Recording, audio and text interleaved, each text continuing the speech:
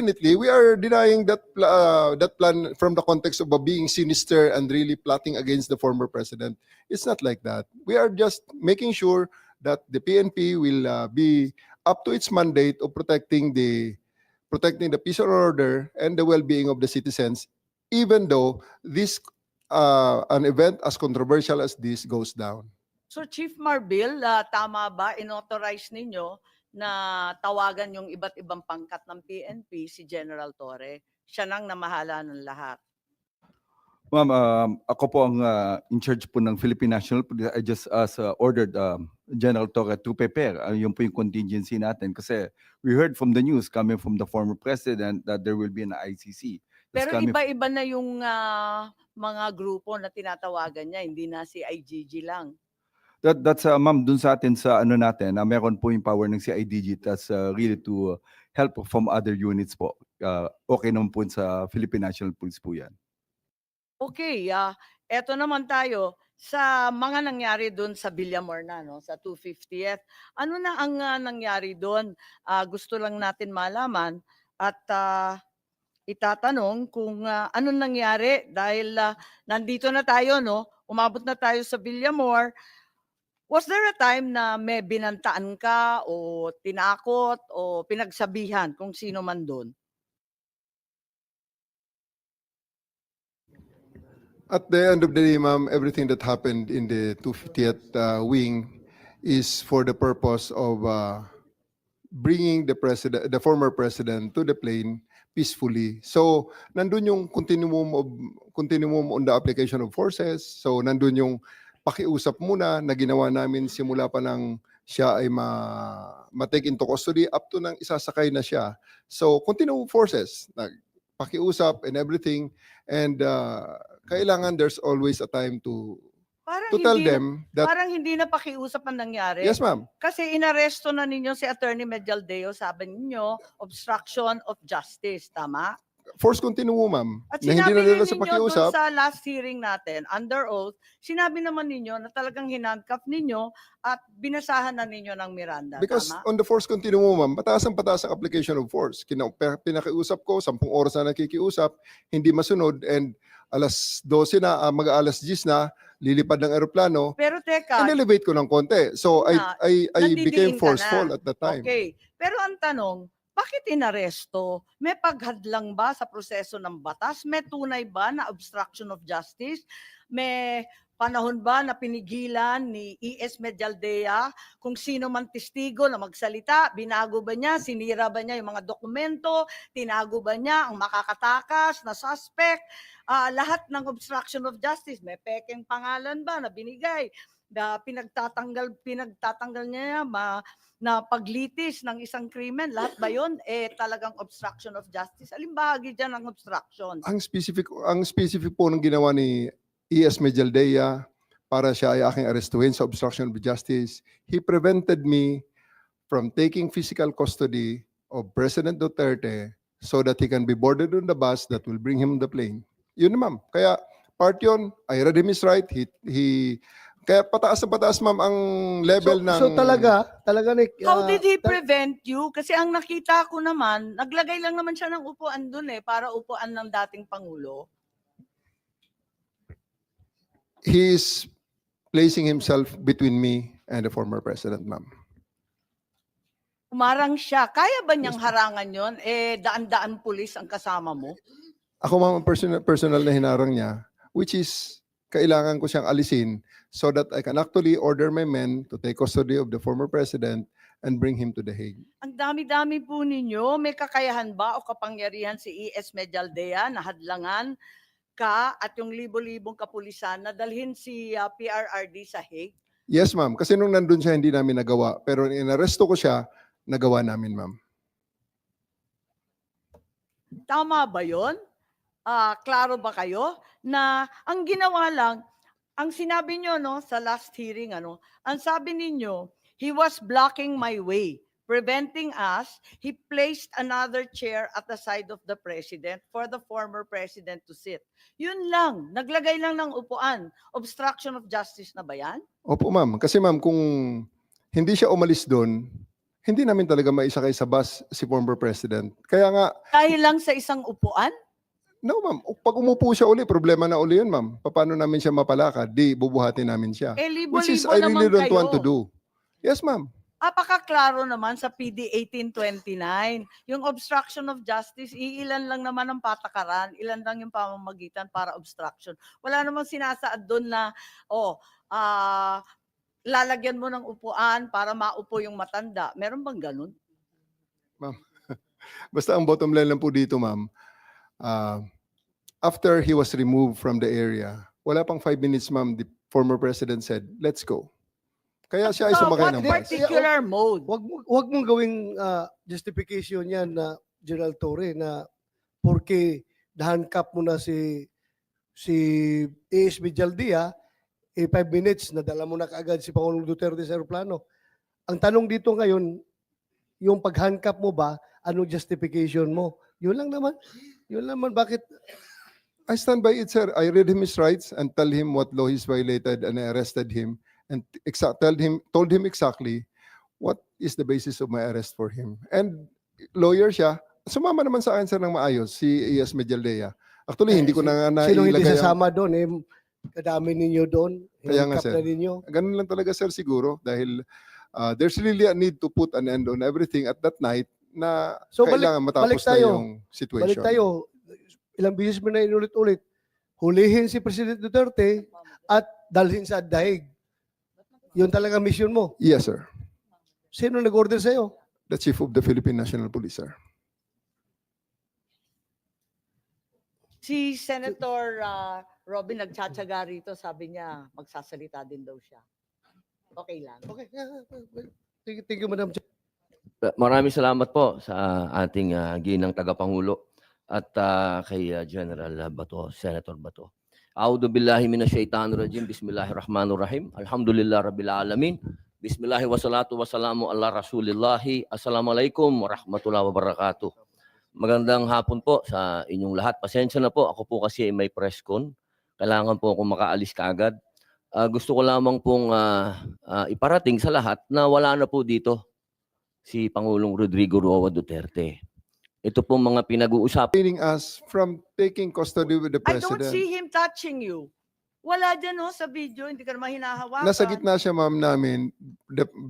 He is Ang placing dami-dami himself. naman ninyo, kayang-kaya ninyong paligiran yung tao eh.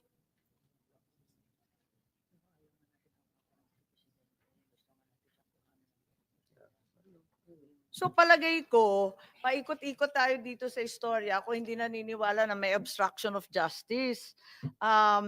As a matter of fact, bakit hindi ninyo dinala si E.S. Medjaldea sa kulungan nung gabing yun? Kasi pinusasan mo na, nag-Miranda rights ka na, ba't hindi mo dinala sa preso?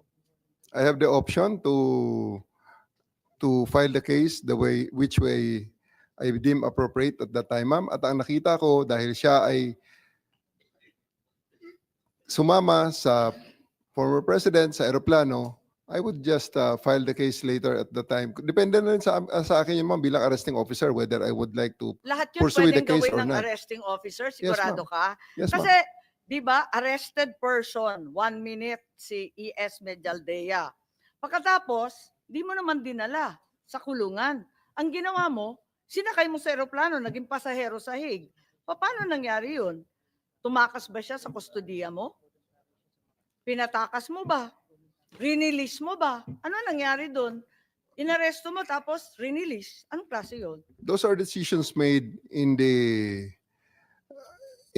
context nung situation during the time, ma'am. So, sumakay siya sa aeroplano, Teka lang. pinasakay namin siya. When did you release him? Kasi di ba nakaposas na nga Yes, siya. ma'am. Tapos binasahan ninyo at inaresto. Gaano katagal siyang arestado? Actually, ma'am, nilagyan ko lang siya ng posas nang inaresto ko siya. Oh, And then, hindi nga niya mailagay ang kanyang kamay tama. sa likod dahil na medyo malaki siya. Oh. So, even before we took less than 10 steps, hindi pa kami nakalabas dun sa pintuan ng room na yun, ma'am.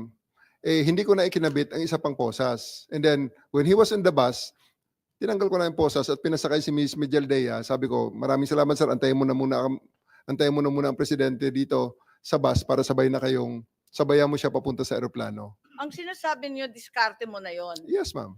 Diskarte mo. Pero hindi ba maliwanag na kapag arestado yung isang tao, hindi pwedeng palayain kung walang court order na naman? At saka kailangan may legal basis. Kahit may obligasyon ka, arestuhin because a crime is being committed in front of you. Hindi ba Article 223 yan ng ating revised penal code, infidelity in the custody of prisoners? I am Bakit the mo arresting pinalaya-biga? I am the arresting officer, ma'am, and I have the option to file the case which way I want it. Whether I will present him for inquest or I will go a regular filing on the But prosecutor's having office. arrested him, you cannot just release him. Bawal yun, di ba? Nasa revised penal code po, infidelity in the custody of prisoners. He's already a prisoner. You may also have violated your precious Article 125 for failing to deliver E.S. Medialdea to the proper authorities within 18 hours. A provision that you're very familiar with. Diba sinabi ninyo, mamalasin naman kayo pag hindi ninyo sinorender. Ba't hindi mo ginawa? Again, ma'am, those are judgment calls that I made to ensure not the accomplishment judgment of my calls. mission. They are procedures. They're the law. They are Yes, ma'am. procedures. I made that judgment call, the decision to just release him and bring him on the plane based on the prevailing situation as I saw it during the time. I think that's the most prudent. I really thought at that time that's the most prudent thing to do to ensure that the primary mission of bringing the president to The Hague is accomplished. So to your mind, General Torre, you are empowered by law to release an arrested person without any order of any court. You're given the authority to arrest the person, release him kung gusto mo. Basta ikaw ang magdidiskarte. Ganun lang yon. Wala kang pakialam sa batas, sa revised penal code, sa lahat ng pinagbabawal. Ganun ba yun? That's not the context that I made those decisions, ma'am. That's Sasabi not lang in eh. those contexts. Saan ka naman nakakita, inaresto mo yung tao, tapos isasakay mo, papuntang Hague. Anong klase yun?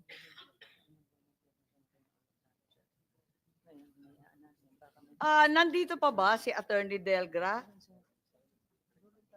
Sa online? I'm here. Andito pa pala si Attorney Delgra. Sige, tatanong ko lang, kasi nakita namin yung video, pakita lang yung video, kung saan kinakaladkad si Attorney Delgra ni General Torre. General Torre, gumamit ka ba ng dahas laban sa sinuman na nandun sa Villamor? Kasi nakita namin nagkakaladkad ka eh. Kanina pa eh. Hindi naman lahat, ilan ang hinuli ngayong araw na ito, sir? Sa iba-ibang mga krimen. Ilan ang binigyan ng ganitong... Kasi nandito kayo lahat eh. Nag-iisang tao. Ilan ang binigyan ng ganitong tao. Dami krimen sa labas. Sa loob kayo. Sir, hindi ko hinihingi ng floor. Just invoke Article 59. Bakit hindi yan magawa-gawa? That's precisely the point that I'm saying. That's precisely the point. Stress na, bawal hawakan. Ano yung Bawal hawakan. Bawal hawakan. Pwede ko na lang. Bawal The right to counsel is something that has to be observed and respected. Listen. Kasi nga, lawyer. Huwag mo tayo. Lawyer, pag hawakan. Usap pa kami. Wag mo hawakan. Wag mo Okay. Okay, please man. hawakan.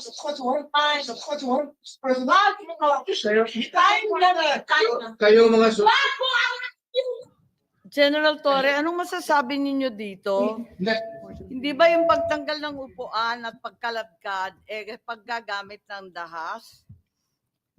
Si Ma'am, Attorney Delgra ba, tinakot ka ba? Nagbanta ba sa'yo o sa fellow officers mo?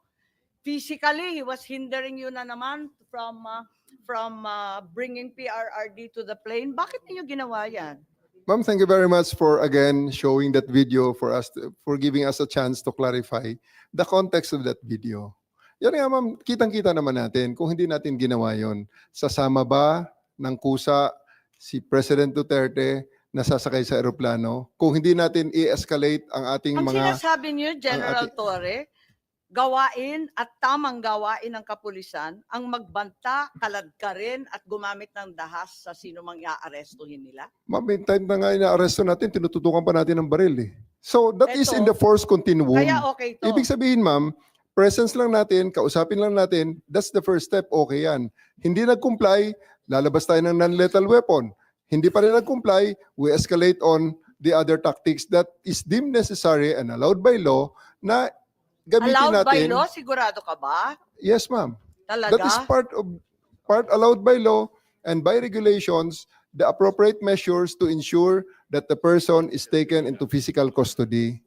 Teka muna, hindi Reasonable mo naman necessity, ma'am. inaaresto si Attorney Delgra. Ano ba yung sinasabi mo? Ma'am, Hindi naman si Attorney Delgra inaaresto eh. inaalis ko siya actually, ma'am. Bakit si Delgra pinag-iinitan mo at pinagbuhatan ng kamay, kinaladkad kung sa website? Actually, ma'am, inaalis ko na siya so that other people can actually ask the president to stand up Pero and go to tinakot the mo plane. siya eh. Hinila-hila mo eh. Yes, ma'am.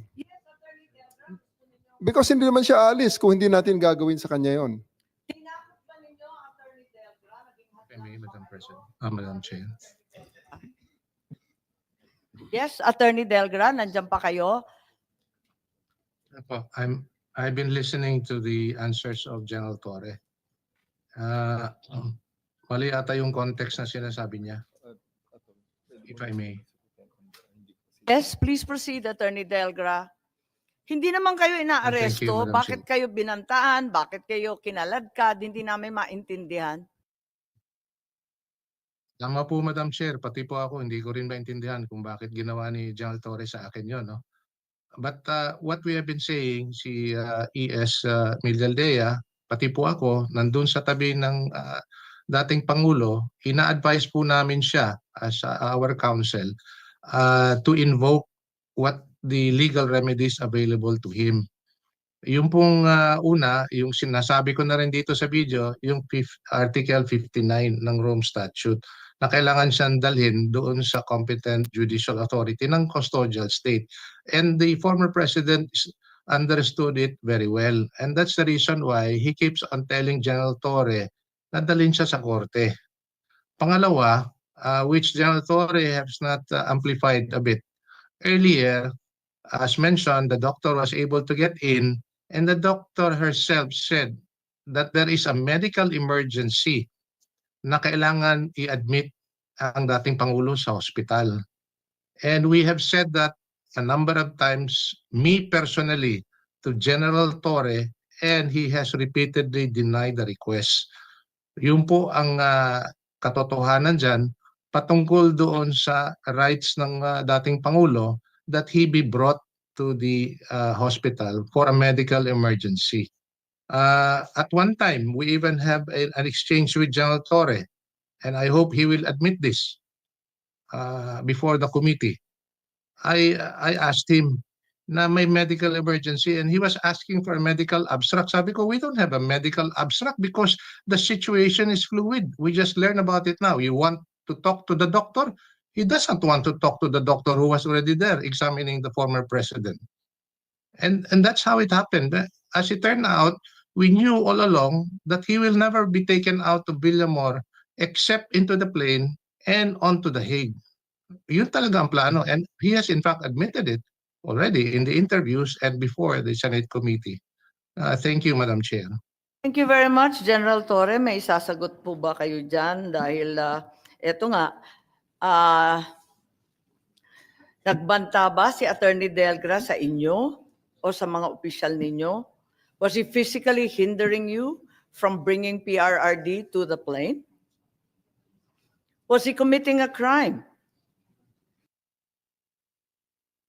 Yes, General Torre. Bakit siya kinaladkad? Hindi namin maintindihan.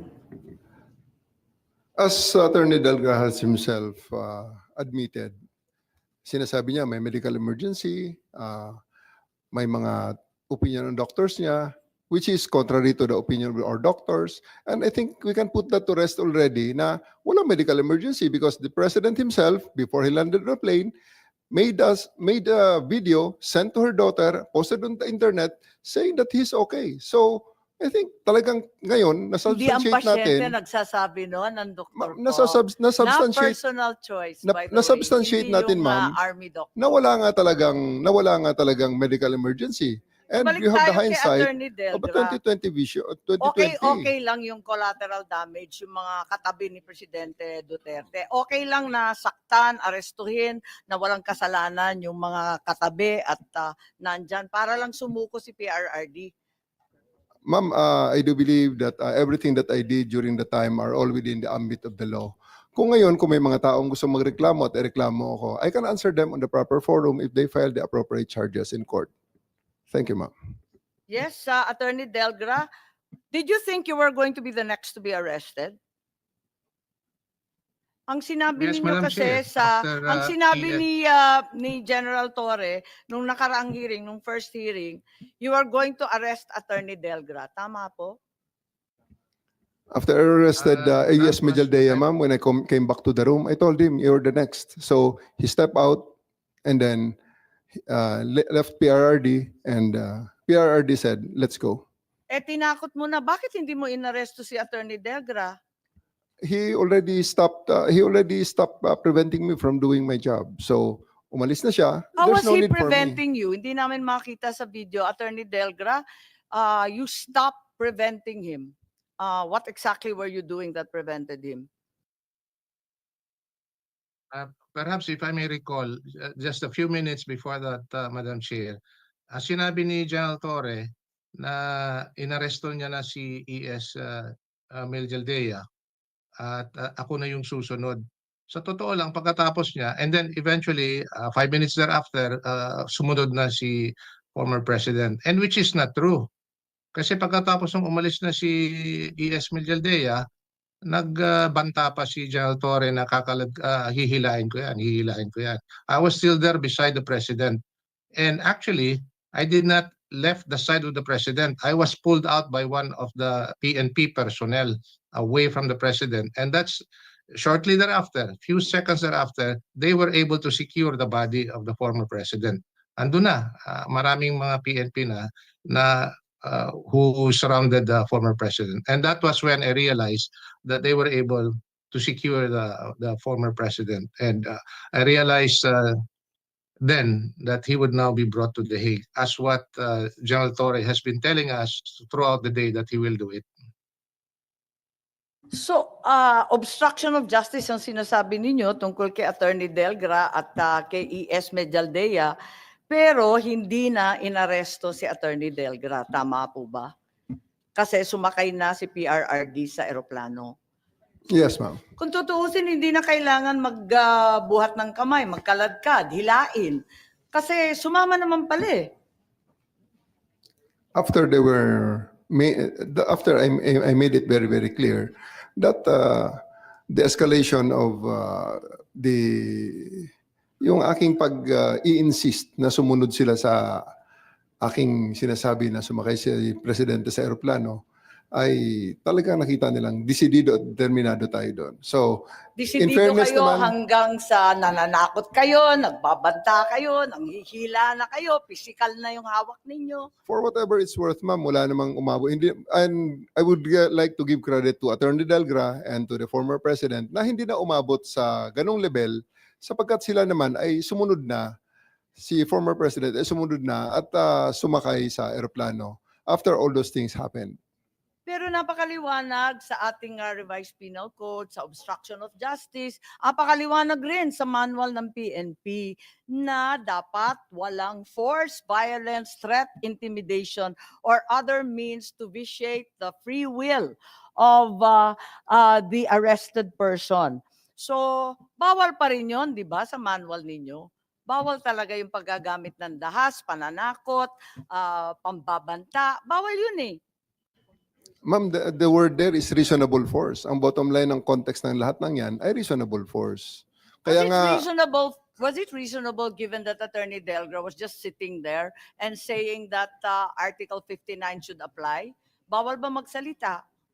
tapos na yung panahon na yun, ma'am, ng pagkipag-argumento. Sinabi ko rin sa kanila dyan, ma'am, kung hindi nila sinabi dyan Sino nagbigay ng sa- taning? Ba't nagmamadali? sa mga video na Palagay ko gabing-gabi na ang yan, mga ma'am, no? karapatan eh, walang taning. Ang sabi ko nga dyan, ma'am, is, again, I will reiterate it to this forum, hindi ito ang lugar para tayo makipag-argumento sa batas. Ito ay panahon na ini-implement namin ang warrant at dapat sumakay na si PRRD sa eroplano. Kung may Saan reklamo ang kayo, asuntuhin nyo na lang kami. And again, I would like to reiterate that standpoint na I do believe personally that everything that I did was within the ambit of the law. And kung may magreklamo man, o may mga tao mga nasaktan, they are always welcome to file the appropriate charges in the proper forum, and so that we can Sa discuss anumang about it. pamamaraan, We basta can- maaresto mo. Parang ganun ang sinasabi As long as ko, there no? is reasonable force, we use reasonable force.